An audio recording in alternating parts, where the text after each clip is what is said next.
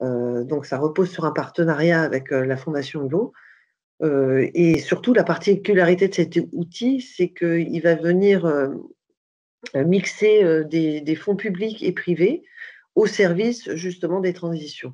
Donc l'objectif, c'est, on se situe dans le domaine du mécénat environnemental, hein, puisqu'on a une fondation abritée et sous l'égide de la Fondation Hulot.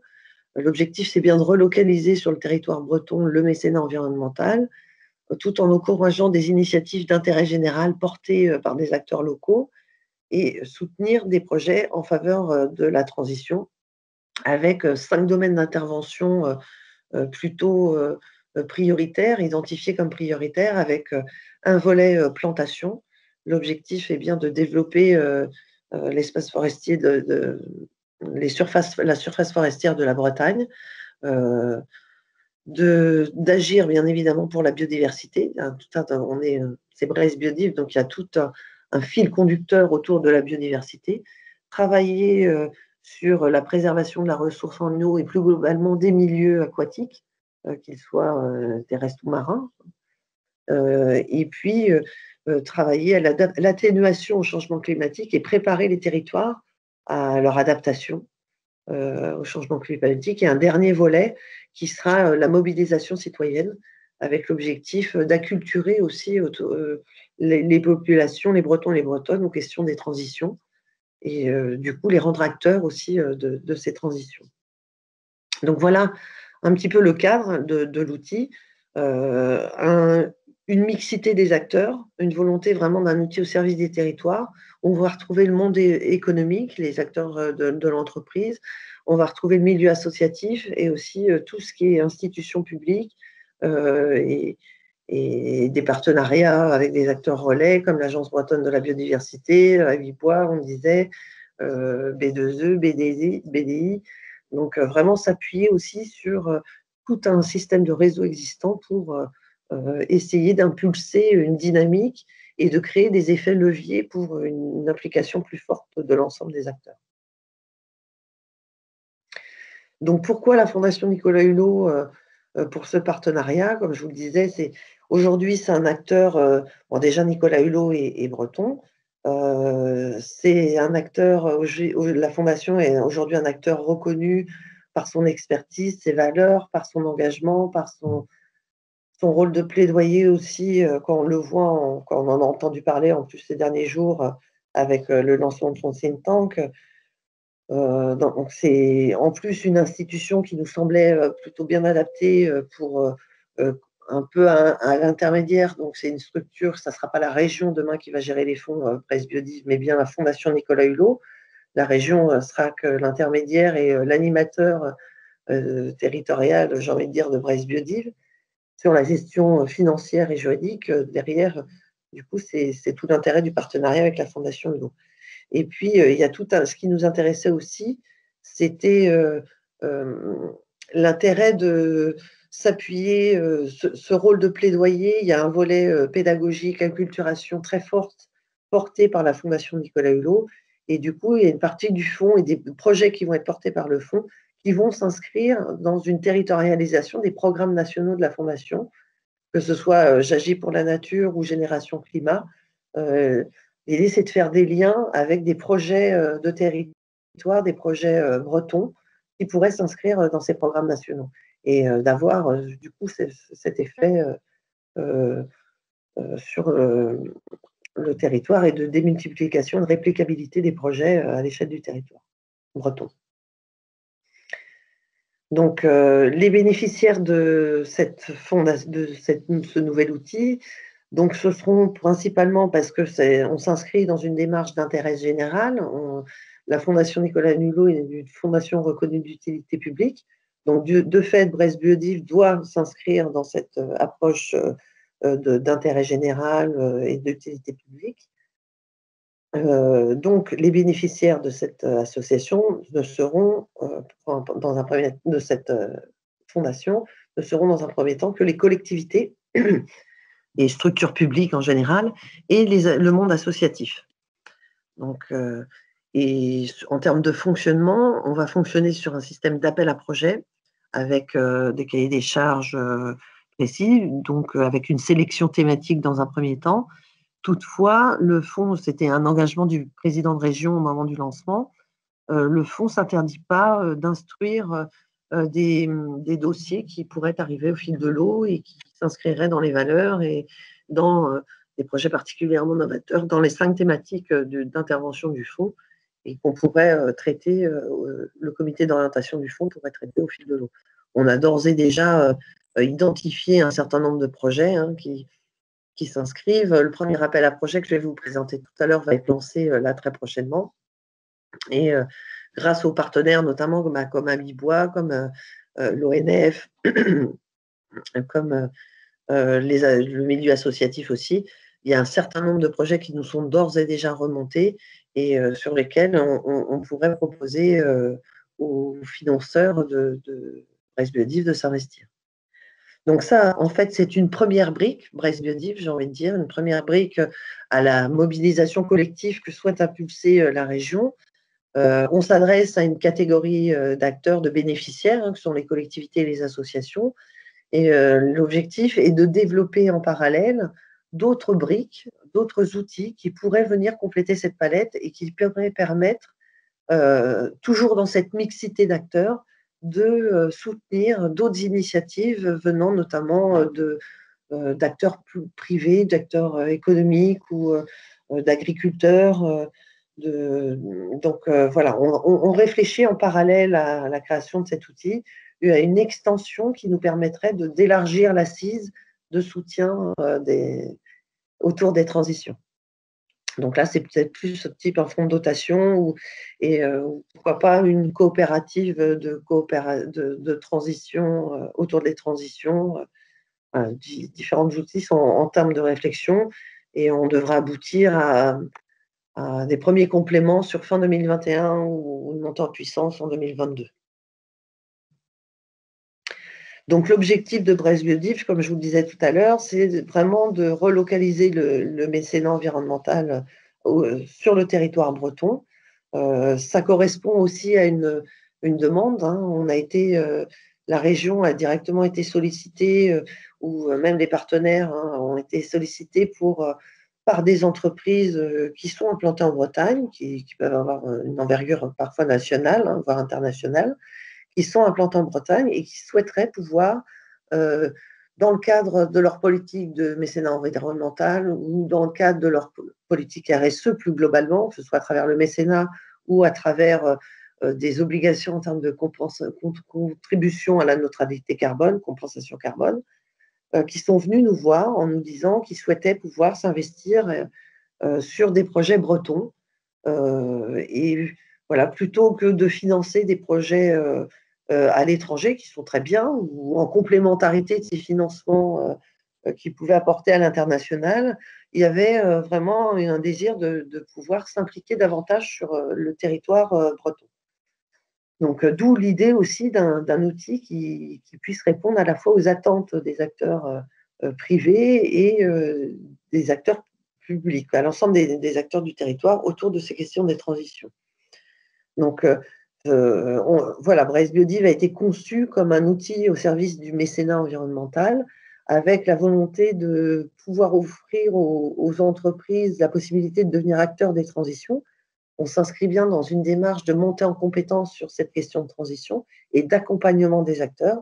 L'idée, c'est que les entreprises qui viennent alimenter Brest Biodiv, derrière, s'engagent à s'inscrire dans cette approche de transition, à définir une stratégie autour des transitions et peut-être plus spécifiquement autour de la biodiversité au sein de leur entreprise et, et de contribuer après plus largement à la préservation de la biodiversité sur le territoire breton, à contribuer à la neutralité carbone du territoire, à affirmer leur engagement environnemental et l'image de marque responsable de leur entreprise.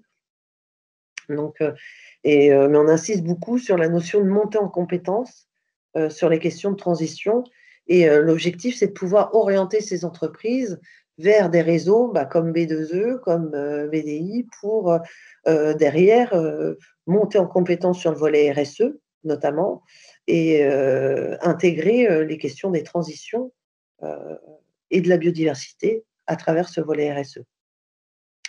Donc, étant donné qu'on s'inscrit dans du mécénat environnemental, bien évidemment, normalement, on ne parle pas de contrepartie, mais plus de remerciements. Et remerciements en termes de communication, en termes de relations publiques. L'idée, c'est de valoriser aussi l'engagement des entreprises qui viendraient alimenter Brest Biodive à travers de la communication, que ce soit la communication région, communication Fondation Hugo, la participation à des événements.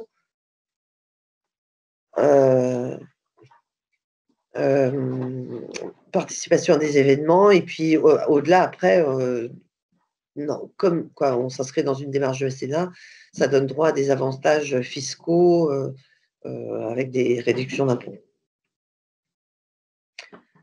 Donc ça, c'est vraiment le volet RSE. Et l'idée, c'est de faire de cet outil Brest Biodive un lien entre les acteurs du territoire autour des transitions. C'est-à-dire que les entreprises vont venir alimenter Brest Biodive à travers ce volet RSE pour répondre à leurs engagements en matière de RSE.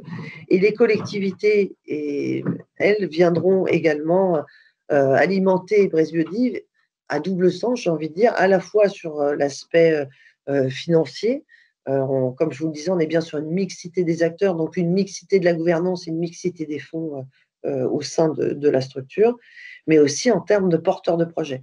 Les collectivités vont, vu elles peuvent être bénéficiaires du fonds demain, et l'objectif, c'est qu'elles soient à l'origine de l'émergence de projets autour des transitions, que ce soit pour répondre à leurs engagements pris dans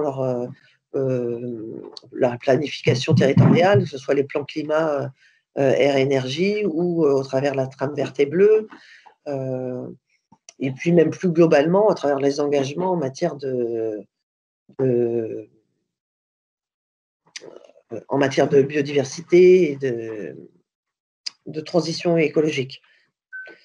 Donc vraiment en faire un outil, une volonté de faire de cet outil un outil pour le territoire et pour répondre aux engagements de l'ensemble des acteurs. Donc très rapidement en termes de gouvernance, donc il y a un comité d'orientation qui fait office de conseil d'administration. On va retrouver cette diversité d'acteurs avec un premier collège, le collège des fondateurs et cofondateurs, où là on retrouve la région, la Fondation Hulot, les premières entreprises que sont Engie, EDF, Arkea, qui se sont mobilisés aux côtés de la région, qui ont souhaité participer à cette gouvernance, sachant qu'on est en discussion avec d'autres entreprises. L'objectif est d'avoir un peu une diversité des secteurs d'activité et une représentativité de l'ensemble des secteurs d'activité au sein de ce collège. Et un deuxième collège composé d'experts et de personnalités qualifiées, où on va retrouver le monde scientifique, la société civile, les associations environnementales et un conseil scientifique. Donc là, c'est le volet expertise et également un siège de Fondation Hugo, je l'ai dit tout à l'heure, dans le premier collège, avec la possibilité de nommer d'autres membres en tant qu'observateurs qui pourraient avoir une voix plus consultative. Donc, le comité d'orientation, c'est le comité de gouvernance, en fait, de cet outil et qui vote le budget, qui décide de l'affectation des fonds et qui vote les appels à projets, l'attribution et le suivi des actions retenues. Donc, comme je vous le disais tout à l'heure, ça s'inscrit vraiment dans une démarche de progrès.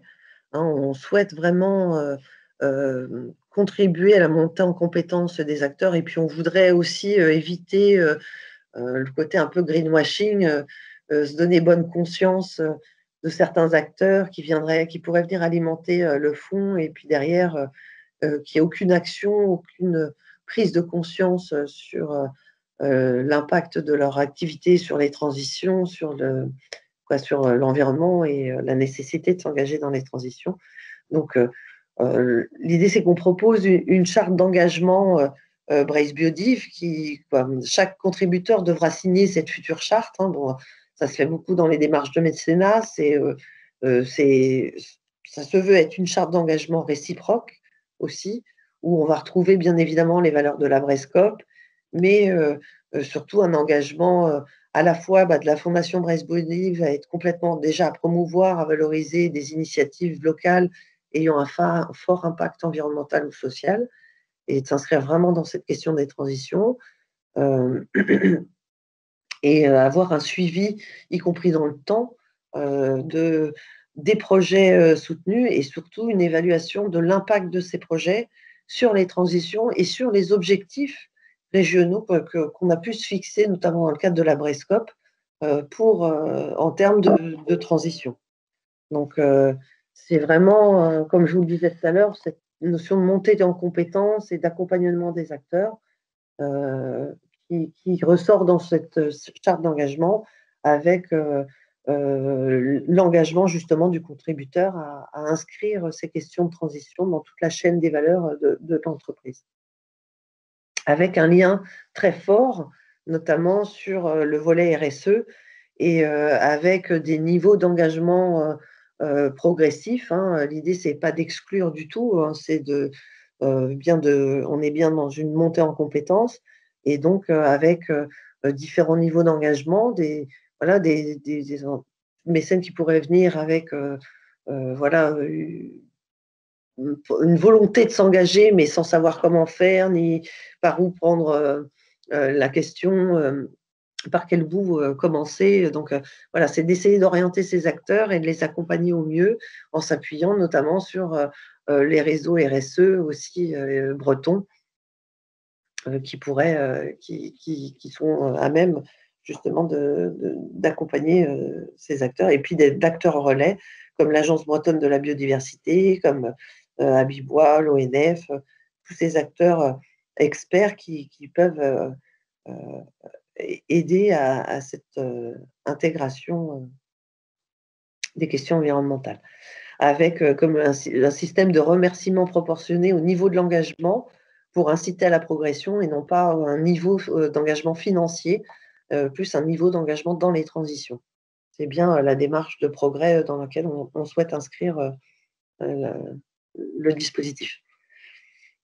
Donc concrètement, d'un côté, on va, essayer de mobiliser, des financeurs, des partenaires privés et publics, hein, des financeurs, pour constituer, alimenter ce fonds Brest Biodive qui derrière va pouvoir soutenir des projets qui vont être identifiés, notamment grâce au premier appel à projets qui va être lancé, certainement semaine prochaine, heu, autour de la thématique forêt et biodiversité. Donc pourquoi la forêt? Dans un premier temps, il y a un axe fort, hein, l'arbre, c'est une volonté, quoi. L'arbre aujourd'hui, c'est un symbole, assez fort et assez lisible, par tous les acteurs. Heu, les bénéfices écosystémiques de l'arbre sont connus et reconnus et ils sont plus pas, aujourd'hui, quoi, reflète bien cette diversité et cette adaptation et aux questions des transitions. Puis surtout, le président, de la région Bretagne s'était, engagé, aux dernières assises, de la forêt à planter 5 millions d'arbres d'ici 2025 et donc justement de développer, la surface forestière de la Bretagne, sachant qu'on est une région aujourd'hui qui est un peu, en je quoi, à une surface moindre par rapport à la moyenne nationale, tout en soutenant, bien évidemment toute la filière, bois. L'objectif, c'est de pouvoir concilier, ce double aspect, maintien, développement d'une filière économique, développement de la filière bois et soutien, préservation, de la biodiversité avec intégration des enjeux, de transition. D'où ce premier appel à projet forêt et biodiversité, qui va comporter finalement 3 volets. On va avoir 3 axes d'intervention.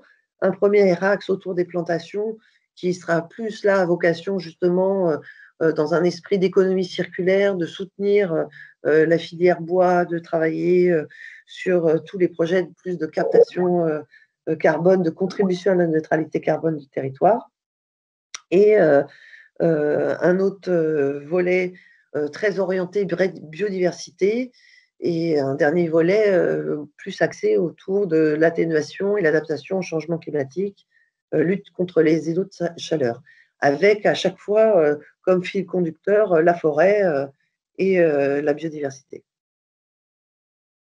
Donc ce premier volet, Heu, on va retrouver des projets de plantation à vocation, de production de bois d'œuvre, hein, à long terme, dans une perspective de contribution à l'économie, circulaire.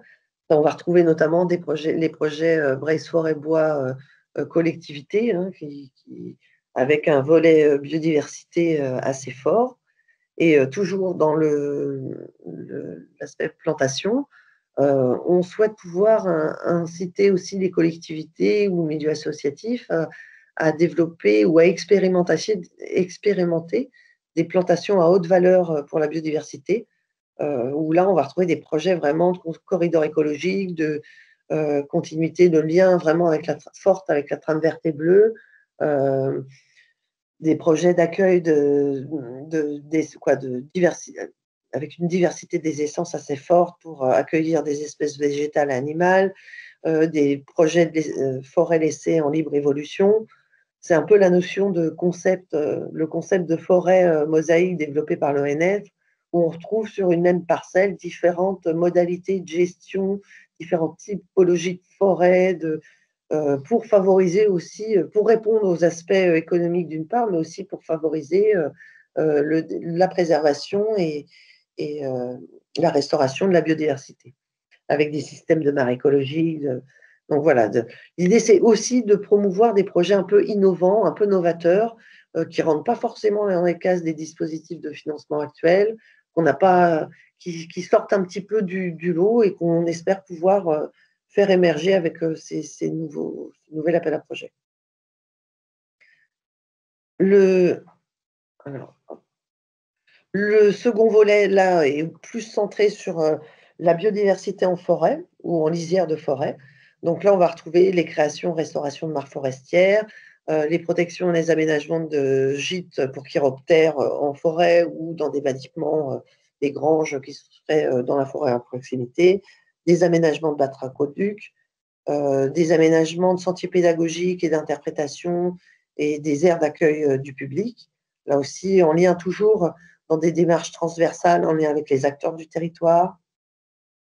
On souhaiterait pouvoir expérimenter des aires terrestres éducatives en milieu forestier, sur le modèle des aires marines éducatives qui fonctionnent plutôt bien au niveau de la région et qui ont généré une mobilisation assez importante des acteurs de l'éducation. Donc, on souhaiterait pouvoir décliner ces dispositifs à l'échelle de la forêt et pourquoi pas expérimenter la mise en place d'un martelloscope biodiversité pour bien gérer la forêt, préserver la biodiversité avec un volet pédagogique fort alors un martelloscope, c'est un outil pédagogique hein, qui fait vraiment le lien entre justement l'économie et la préservation de l'environnement.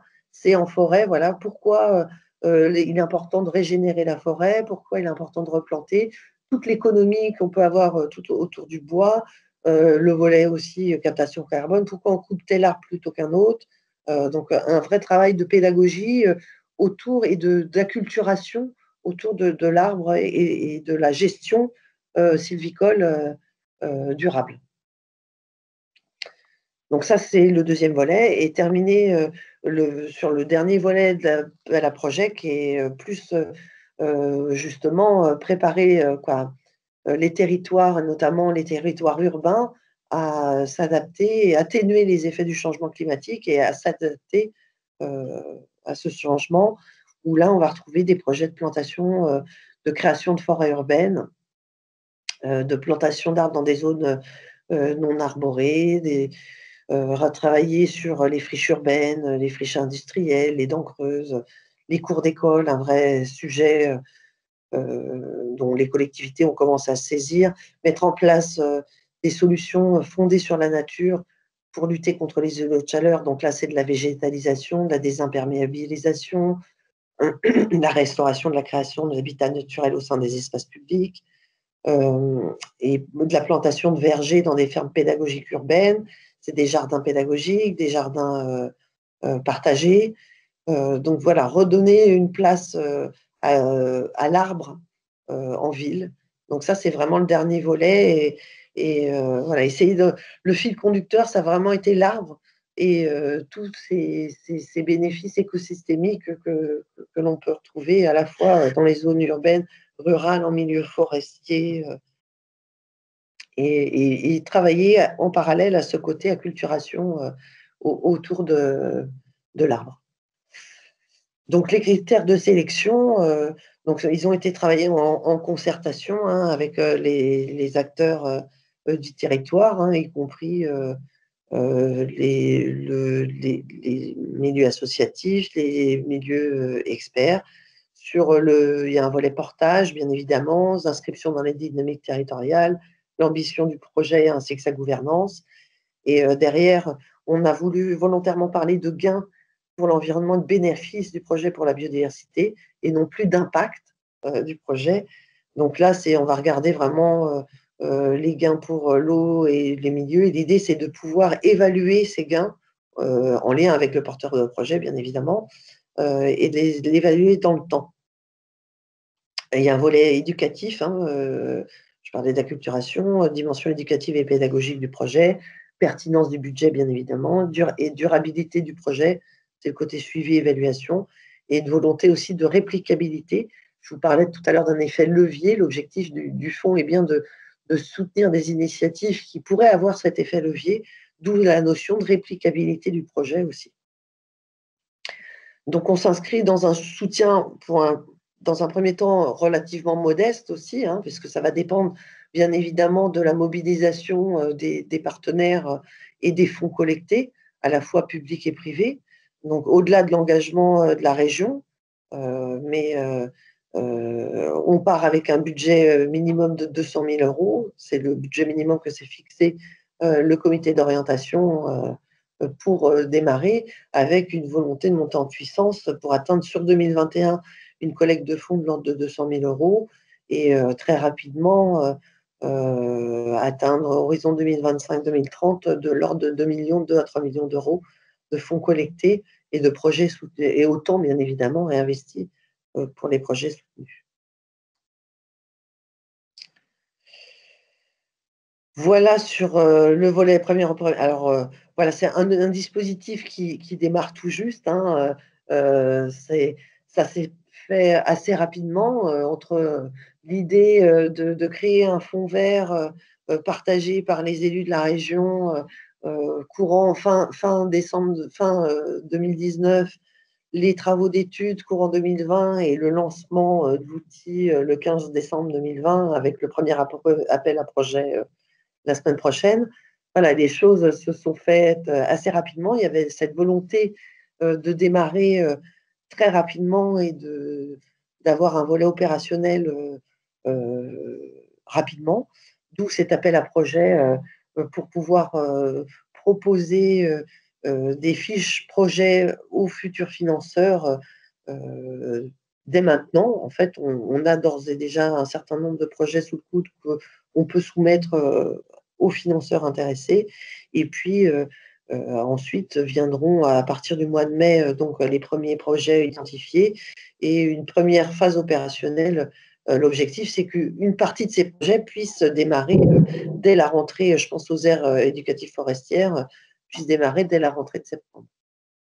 Donc voilà, avec vraiment un outil qui puisse faire le lien entre les acteurs du territoire pour la préservation de l'environnement, avec d'un côté des financeurs qui souhaitent s'engager dans la transition et être soutenus, accompagnés par des experts de la transition, et d'un autre côté, bah, des territoires en capacité de faire émerger des projets et de faire évoluer les choses en matière de transition. Et bah, pour illustrer vraiment la partie accompagnement qui peut être proposée, justement, je vais peut-être passer maintenant la parole à Olivier Ferron d'Abibois, qui pourra plus lui parler justement de la filière bois, et qui pourra plus illustrer aussi la partie accompagnement des acteurs relais que l'on attend autour de Brest Biodive.